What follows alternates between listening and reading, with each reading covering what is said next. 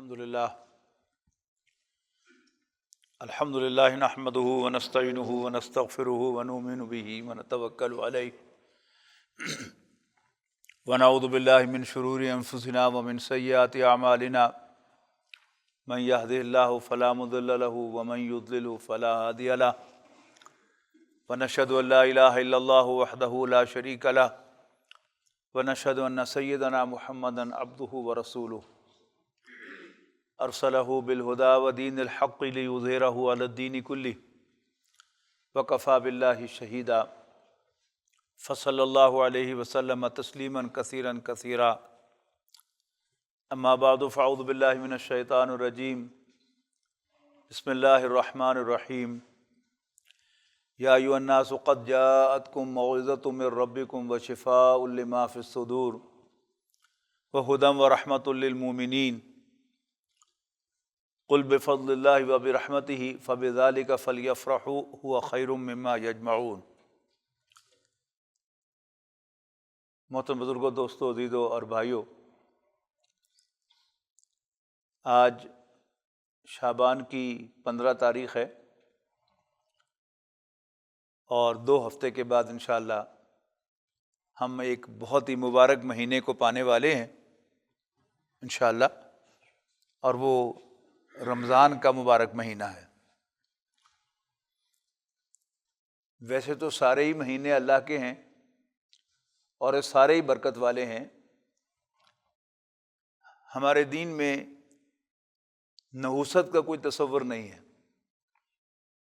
نہ کوئی دن منحوس ہے، نہ کوئی مہینہ منحوس ہے، نہ کوئی سال منحوس ہے۔ سارے ہی اللہ کے دن، سارے اللہ ہی کے سال، اللہ ہی کے مہینے ہیں اور سارے برکت والے ہیں۔ لیکن جیسے سارے نبی اللہ کے نبی ہیں، اور ہمارا ایمان یہ ہے کہ ہم ان کے درمیان کسی کی کوئی تفریق نہیں کرتے، کسی کی توہین نہیں کرتے، کسی کو ڈسکرمنیٹ نہیں کرتے، لیکن رسولوں کے درمیان فضیلتیں ہیں۔ تیسرے پارے کا آغاز اسی سے ہوتا ہے، تلک الرسل فضلنا بعضهم علی بعض۔ یہ اللہ کے رسول ہیں کہ جن کو اللہ نے ایک دوسرے پر فضیلت دی ہے۔ ان میں سے وہ بھی ہے، یعنی موسیٰ علیہ السلام، جن سے اللہ نے کلام کیا، اور رفع بعضهم درجات، اللہ تعالیٰ نے ان کو درجوں میں بلند کیا۔ ایسے ہی مختلف دنوں، مختلف مہینوں کو اللہ تعالیٰ نے خاص اینگل سے فضیلت دی ہے۔ رمضان المبارک کے مہینے کو اللہ تعالیٰ نے قرآن مجید کے وجہ سے، کے ذریعے سے فضیلت دی ہے۔ اس کو نزول قرآن کا مہینہ قرار دیا ہے، اور قرآن مجید کی یہ عظمت ہے کہ اس کے ساتھ 2 بھی اٹیچ ہو جائے وہ برکت والا، عظمت والا ہو جاتا ہے۔ جس مہینے میں یہ نازل ہوا وہ تمام مہینوں کا سردار ہے۔ جس پیغمبر پر یہ قرآن نازل ہوا وہ پیغمبروں کا سردار ہے۔ جو فرشتہ قرآن مجید کو لے کر نازل ہوا وہ فرشتوں کا سردار ہے۔ اور نیورڈلیس جس امت کو یہ قرآن دیا گیا وہ امتوں کی سردار ہے۔ یہ ہمارے لیے بھی خوشخبری ہے۔ تو فرمایا گیا کہ شہر رمضان الذی انزل فیہ القرآن، رمضان کا مہینہ وہ ہے جس میں قرآن نازل کیا گیا، ھدی للناس، لوگوں کے لیے ہدایت بنا کر، وبینات من الہدی والفرقان، اور ہدایت اور حق و باطل کے کھلے امتیازات کے ساتھ۔ فمن شہد منکم الشہر فلیصمہ، بس جو کوئی اس مہینے کو پائے اسے چاہیے، اس پر لازم ہے کہ وہ اس کے روزے رکھے۔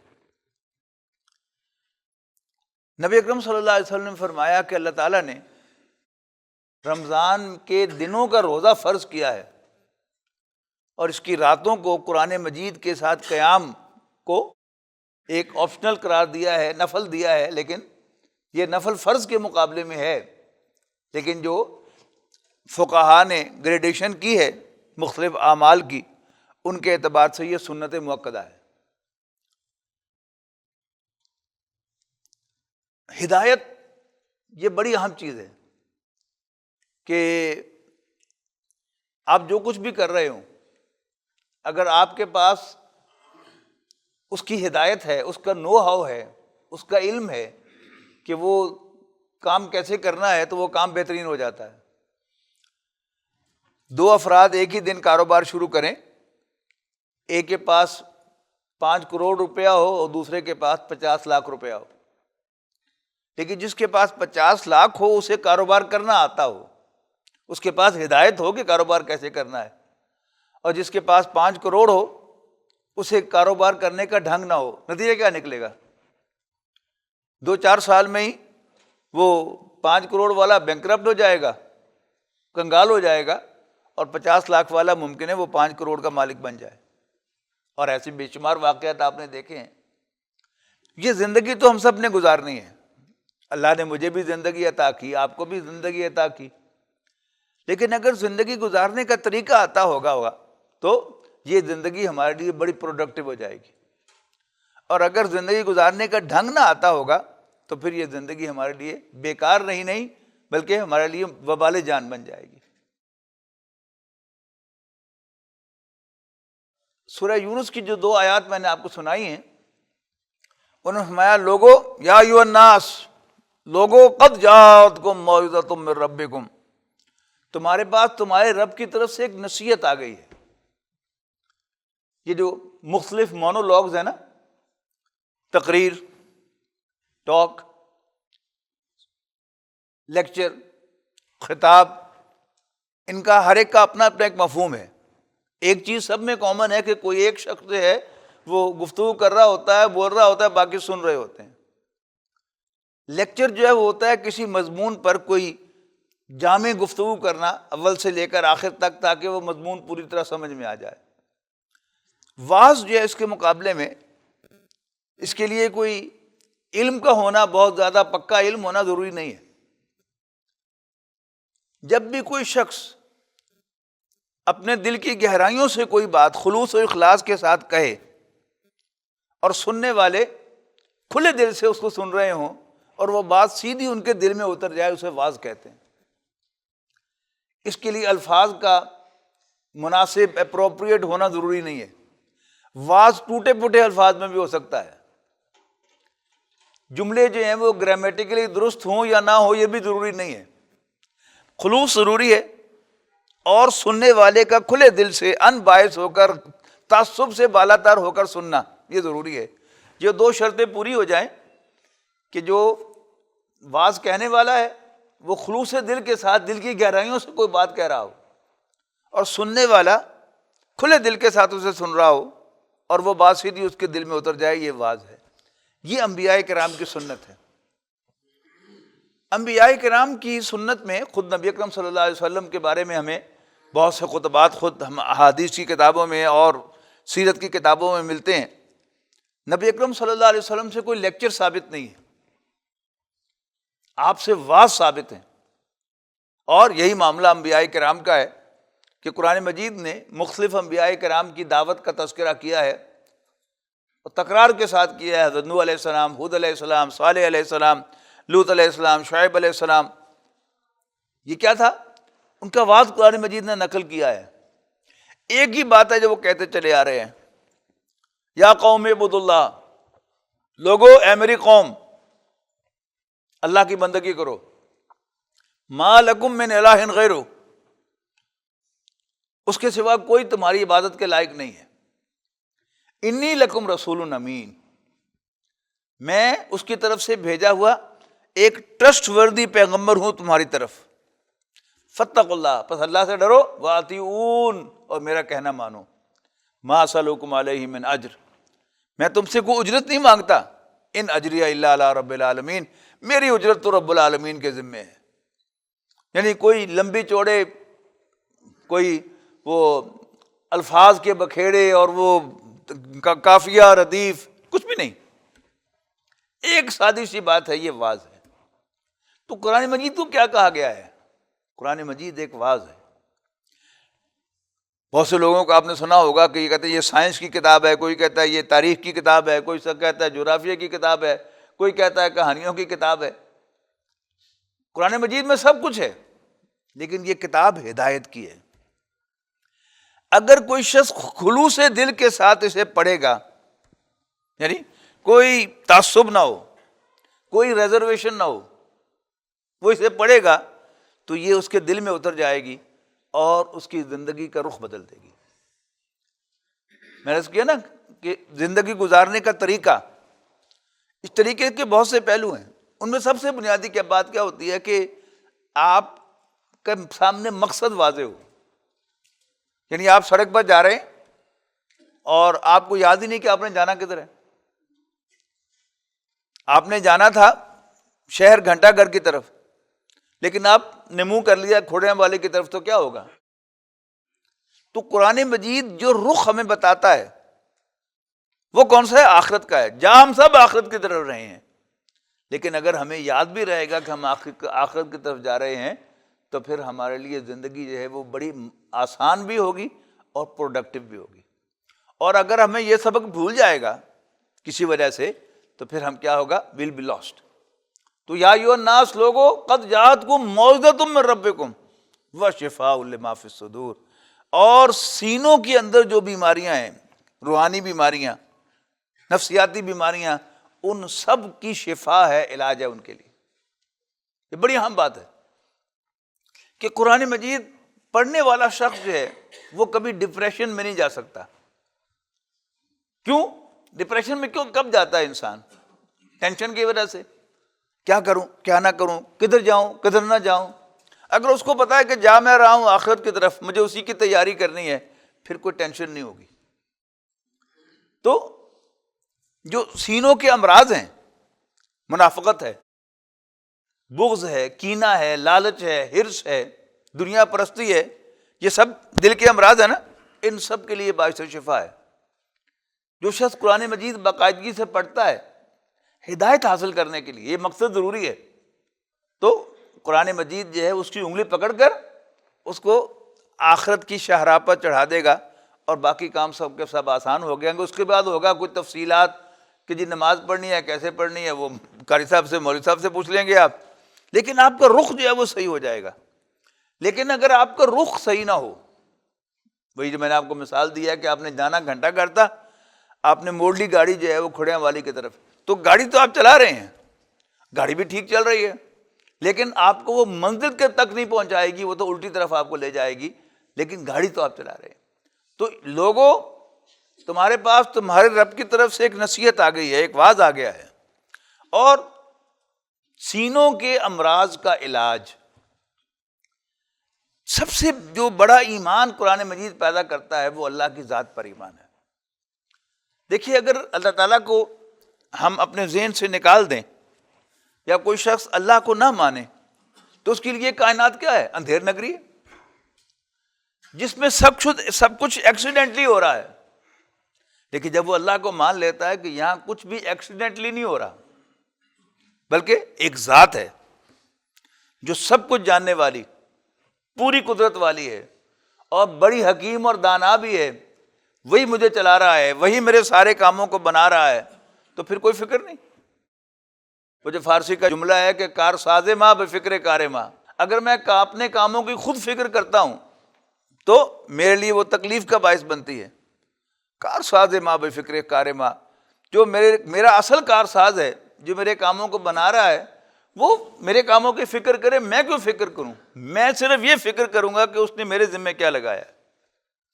سورۃ تغابن کے اندر بڑی خوبصورت آیات ہیں 3، ما اصاب من مصیبت الا باذن اللہ، نہیں آتی کوئی مصیبت مگر اللہ کی اجازت سے، ومن یؤمن باللہ یہد قلبہ، اور جو اللہ پر یقین رکھتا ہے اللہ تعالیٰ اس کی دل کی رہنمائی کرتا ہے۔ دل کی رہنمائی کیا ہے؟ اسے یاد آ جائے کہ اللہ نے کیا ہے۔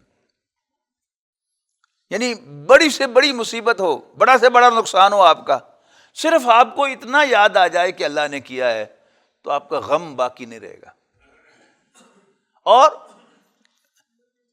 بہت فائدہ ہو جائے آپ کو اور آپ بھول جائیں کہ یہ فائدہ آپ کو اللہ نے دیا ہے، تو کیا ہوگا؟ آپ پھولے نہیں سمائیں گے، تکبر میں مبتلا ہو جائیں گے، پتہ نہیں کیا کچھ کریں گے۔ لیکن اگر یہ یاد رہے گا کہ یہ فائدہ بھی اللہ نے دیا ہے، میں کسی قابل نہیں ہوں۔ ہمارے بزرگوں کو جو معمول تھا وہ اپنے آپ کو ناچیز کہتے تھے. اپنے پرانے خطوط بھی پڑھے ہوں گے بزرگوں کے کہ خط کے آخر میں بندہ ناچیز. کیا مطلب ہے اس کا؟ یعنی ویسے انسان اپنے آپ کو بڑی شے سمجھتا ہے, ذرا اس سے نیچے آئے تو بڑی شے نہیں, سم باڈی. اس سے بھی نیچے آئے نتھنگ. یعنی جب انسان قرآن مجید پڑھتا ہے, اس کے قرآن مجید اس کے دل میں اتر جاتا ہے, تب پھر وہ سمجھتا ہے کہ آئی ایم نتھنگ, میں بندہ ناچیز ہوں. یہ سب کچھ جو ہے, جو میرا جسم, میری جان, میرا وجود, میرا علم, میری صلاحیتیں, میرے کمالات جو نظر آتے ہیں لوگوں کو, یہ میرے نہیں ہیں, یہ اللہ کی عطا ہے ساری کی ساری. انسان زمین پہ آ جاتا ہے, اس کا اخلاق بہتر ہو جاتا ہے, اس کا کردار بہتر ہو جاتا ہے, وہ کسی پر زیادتی نہیں کرتا. تو کیوں؟ جانتا ہے کہ میرا کچھ نہیں ہے, یہ سب کچھ اللہ تعالیٰ نے مجھے عطا کیا ہے. ایسے ہی کچھ چلا جائے اور انسان کو یاد آ جائے کہ گیا کہیں نہیں, انا للہ و انا الیہ راجعون. قرآن مجید میں یہ جو جملہ ہے, یہ صرف کسی انسان کے فوت ہونے پر پڑھنے کے لیے نہیں ہے. سورۃ بقرہ کے اندر یہ الفاظ وارد ہوئے ہیں کہ الذین اذا اصابتہم مصیبۃ قالوا انا للہ و انا الیہ راجعون. ان صبر کرنے والوں کو خوشخبری دے دو کہ جن پر جب کوئی مصیبت آتی ہے, جب کوئی نقصان ہوتا ہے, تو وہ کہتے ہیں ہم تو اللہ کے ہیں اور اللہ ہی کی طرف لوٹ کے جانے والے. تو سورہ تغابن کا بتا رہا تھا کہ وہاں فرمایا کہ ما اصاب من مصیبت الا باذن اللہ ومن یؤمن باللہ یہد قلبہ واللہ بکل شیء علیم. اللہ تعالیٰ ہر چیز کا علم رکھتا ہے. اس کے بعد فرمایا تمہارے ذمہ کیا کام ہے؟ واطیعوا اللہ واطیعوا الرسول, تم اللہ اور اس کے رسول کا کہنا مانو. فإن تولیتم, یاد رکھنا اگر تم نے منہ موڑ لیا اللہ کی اطاعت سے, تو پھر ہمارے رسول کے ذمے تو صرف وضاحت سے پہنچانا ہے, تم اس کا کچھ نہیں بگاڑو گے, اللہ کا بھی کچھ نہیں بگاڑو گے. پھر فرمایا اللہ لا الہ الا ہو, اللہ وہ ہستی ہے جس کے سوا کوئی عبادت کے لائق نہیں ہے. وعلی اللہ فلیتوکل المؤمنون, اور مومنوں کو صرف اللہ ہی پر بھروسہ کرنا چاہیے. تو یا ایھا الناس لوگو قد جاءتکم موعظۃ من ربکم وشفاء لما فی الصدور, تمہارے پاس تمہارے رب کی جانب سے ایک واعظ اور سینوں کے امراض کا علاج آ گیا ہے. وہدی ورحمۃ للمؤمنین, یعنی یہ دو چیزیں تو تمام انسانوں کے لیے ہیں, اگلی دو جو ہیں وہ صرف مومنوں کے لیے ہیں. وہ کیا ہے؟ ہدایت اور رحمت. راستہ دکھانا. ہدایت کیا ہے؟ راستہ دکھانا. تو قرآن مجید سے جو راستہ پوچھے گا اسی کو یہ راستہ دکھائے گا نا. اور وہ کون ہوگا؟ جو اس کو اللہ کا کلام مانتا ہے کہ یہ میرے رب کا کلام ہے, تو پوچھے گا میرا رب مجھ سے کیا چاہتا ہے. تو ہدی و رحمت, وہی اس کی رحمت, اللہ کی رحمت میں آئے گا للمؤمنین, مومنوں کے لیے. قل بفضل اللہ, نبی اکرم صلی اللہ علیہ وسلم سے فرمایا گیا کہ کہو یہ سب اللہ کی مہربانی سے ہے. بفضل اللہ و برحمتہ, کہ اس کا فضل اور اس کی عنایت ہے. فبذلک فلیفرحوا, تو اے مسلمانوں تم اس پر خوشیاں مناؤ. کیوں؟ ہوا خیر مما یجمعون, کہ اللہ نے تمہیں جو دولت عطا کی ہے, تمہیں جو نعمت عطا کی ہے قرآن مجید کی شکل میں, یہ ان سب چیزوں سے بہتر ہے جسے لوگ جمع کرتے ہیں. لوگ کس چیز کے پیچھے بھاگتے ہیں؟ لوگ مال کے پیچھے بھاگتے ہیں, مال, اولاد, پراپرٹی, عہدہ, منصب. لیکن جس کو قرآن مل گیا اس نے سب سے بڑی دولت پالی. حضرت ابوبکر رضی اللہ تعالیٰ عنہ سے مروی ہے کہ نبی اکرم صلی اللہ علیہ وسلم نے ارشاد فرمایا کہ جس شخص کو اللہ نے قرآن مجید جیسی دولت عطا کی اور پھر اس کے دل میں خیال آیا کہ اس سے بڑھ کر کسی کو کچھ ملا ہے, تو اس نے قرآن مجید کی قدر نہیں کی. قاری صاحب کو یاد ہوگا کہ مدارس میں جو بچہ حفظ کرنے کے لیے داخلہ لیتا ہے تو پہلے دن اس کو یہ حدیث سنائی جاتی ہے کہ نبی اکرم صلی اللہ علیہ وسلم نے ارشاد فرمایا کہ جس کو قرآن مجید جیسی دولت عطا ہوئی اور اس کے دل میں یہ خیال آیا کہ اس سے بڑھ کر کسی کو کچھ ملا ہے, تو اس نے اس کی قدر نہیں کی. تو رمضان المبارک کا مہینے کی آمد ہے, روزے تو آپ رکھیں گے ہی, اہتمام کے ساتھ تراویح کی نماز بھی ادا کیجیے, اور کوشش کیجیے کہ کوئی ایسا سلسلہ, اب تو انٹرنیٹ پر ہر چیز موجود ہے, کہ آپ رمضان کے مہینے میں قرآن مجید کے پورے ترجمے میں سے بھی گزر جائیں کسی طرح سے. بہت سے مقامات پر پورا ترجمہ ہوتا ہے. قرآن اکیڈمی میں میں خود انشاءاللہ اللہ کی توفیق سے تراویح کے بعد پورے قرآن مجید کا ترجمہ کروں گا، وہاں تشریف لے آئیں۔ یہاں بھی انشاءاللہ ہم کوشش کریں گے کہ کوئی نہ کوئی سلسلہ جو ہے وہ وہاں پر عشاء کی نماز کے بعد یا فجر کی نماز کے بعد ہو، اس لیے کہ یہ آپ لوگوں کا حق ہے کہ ہم آپ کے لیے یہاں رہنمائی کا بندوبست کریں، قرآن مجید پڑھنے اور پڑھانے کا۔ ناظرہ قرآن تو یہاں پر چل ہی رہا ہے، باقی اور جو ہے اس کے سمجھنے کا کوئی نہ کوئی بندوبست بھی یہاں پر ہونا چاہیے۔ آخر دعوانا ان الحمدللہ رب العالمین۔